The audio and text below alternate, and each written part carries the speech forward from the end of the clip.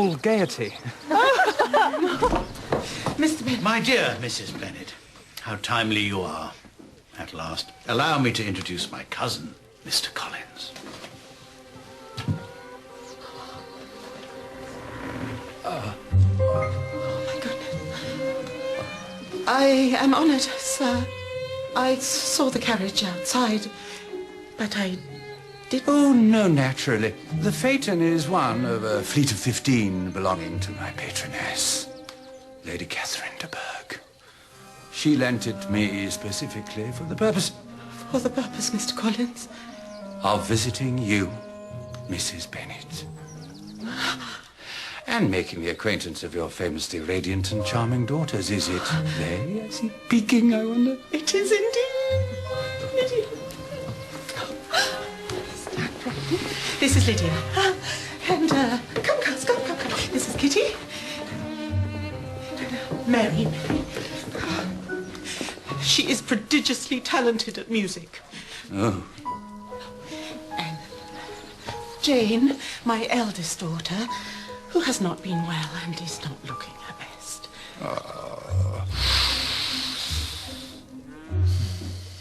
Dearest cousins all, Mr. Bennet, you must exult like a sultan when you gaze upon your adorable ladies.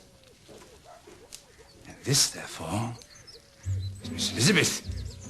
Elizabeth is presently in town. At this time of year? Well, we shall not tell Lady Catherine. Her ladyship is very firm about the season.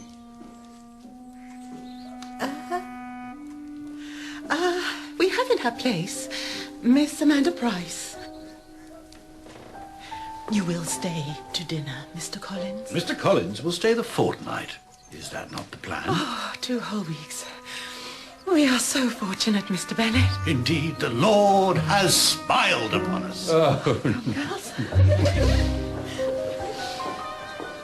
Mary, your spectacles are filthy. Lydia, do you have St. Vitus's dance? I never beheld such a fidget. Kitty, the drawing up of phlegm through the nose is not the action of a lady. Jade, you lent Miss Price your silken scarf. Get it back, for what is now afoot in this household is neither for her benefit nor her entertainment. I cannot impress upon you all with sufficiency. Mr. Collins must be given cause to bind himself to us, to love us, to love one of us in particular. Lord, let it be Kitty. But Mamma is not comely. You think I jest? I do not jest. The woman Mr. Collins marries will be mistress of this house when your father is dead. Now think on that.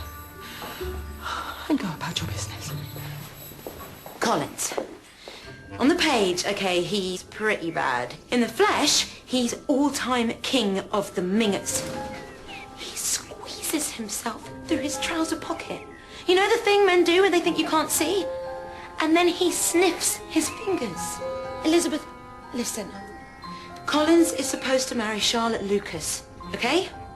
But your mother is taking your sisters and just throwing them under him. And Jane's got to marry Bingley, and she thinks Bingley doesn't give a damn, and frankly, he's not acting like he does. He does, but he's so bloody repressed he can't express it. I cannot do this without your help. Big surprise, I have to. Lizzie has told you then of our wretched condition pertaining to our present guest. Mrs. Bennet prescribes plenty of advantageous marriage. It is a very sensible remedy, and it makes me feel like a whoremonger. It's not whoremongering to bring together people who are in love. To marry for money is merely despicable. To marry for beauty, that is a great foolishness. But my wife was a great beauty. Let your daughters marry for love, Mr. Bennet, and everything else will come right. Everything. Just please don't allow any of them to marry Mr. Collins.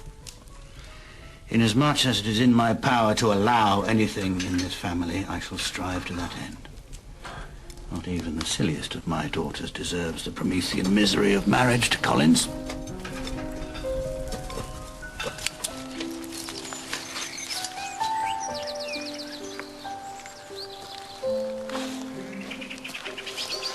Mr. Collins.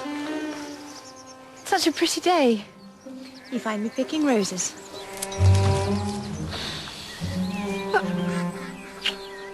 Every rose would be this little hand, if it only could. Sir, you kiss my glove. I would kiss your every garment.